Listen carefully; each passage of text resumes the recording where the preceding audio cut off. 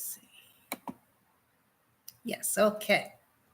So I wanted to come and share a little bit about day 4 of the workshop on what it is that you deserve related to love and money. And I think I'm going to do a brief recap of what was covered in days 1 through 3. We talked about the internal thermostat that is dictating what it is that we will allow into our lives. Just like the thermostat in your home, it's set to a particular lifestyle, amount of income, amount of money, through income, not through income, however you're being supported, the amount of love that you will allow into your life. So that when you fall below that level, job loss, investments aren't panning out, whatever the case may be, you will naturally do whatever it needs to be done to come back to that level. And on the opposite side, if there is, imagine, too much money or too much love, the sabotage comes in and we will do things to get back to that level. We talked about establishing a true goal, which simply means what would I love to have simply for the sake of loving it, as opposed to creating goals that are solving some kind of problem. For example, creating a goal to people please. Your family wants you to be a particular way. Society is dictating that you're a certain way. So you create the goal out of that.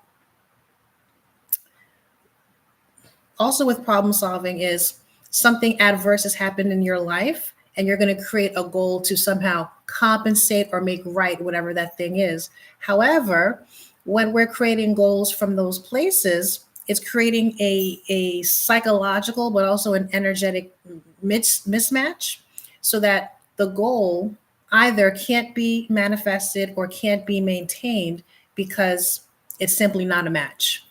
We used a process of connecting to our divine selves to help us gain clarity on what the goal is for not only the workshop, but moving forward.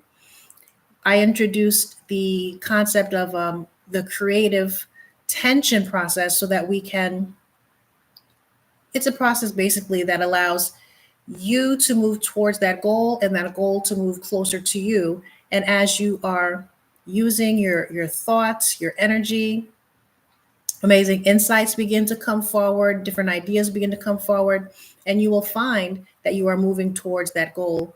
And what I could consider fascinating about this particular process that I learned of from William Whitecloud is, in his estimation, the underlying core wounding, limiting beliefs, those things don't need to be resolved. Anyone can create anything in his philosophy.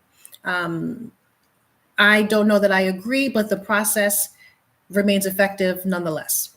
Then we got off into the use of the superconscious transformation. That's a healing process that is addressing your emotions, your beliefs, your literal DNA, everything, in an effort to begin to harmonize you with the things that you are wanting out of life. Those were days 1 through 3. And then for day 4, there's a big focus on managing your frequency. And that's what I really wanted to come and discuss today. What we can do to become a perfect match for the thing that we are creating. And specifically, as you know, everything is energy. Everything is vibrating at a particular frequency. And when we are able to clear away the dust and debris, we can begin to vibrate at that same frequency, thus creating our electromagnetic signature that is like a beam for the universe to assist in any and every way possible to align us with this thing that we're creating. In the creation of that electromagnetic signature, things discussed, things practiced had to do with, well, when you are very clear about what it is that you're wanting to create for yourself, well, what does it look like? What does it sound like? What does it feel like? What does it taste like? What are the things you're saying? What are they saying to you? Just all of the different aspects to help you gain clarity. And then the essence or the true emotion of it. Now, I think Yeah, I think I have somebody coming to my door. So I'm going to just end this quickly by saying, be aware of how it is that you're vibrating. Really cultivate the essence, the energy around what it is that you're wanting. And when there's a focus on that, you do begin to vibrate with that frequency. You do begin to become more attractive to the thing that you're wanting to create. You're attractive to it as it is attractive to you. If you have any questions, please do feel free to leave a comment in the comment section. Give the video a like if this information is intriguing to you. Subscribe to the page for even more along these lines. And until next time, bye-bye.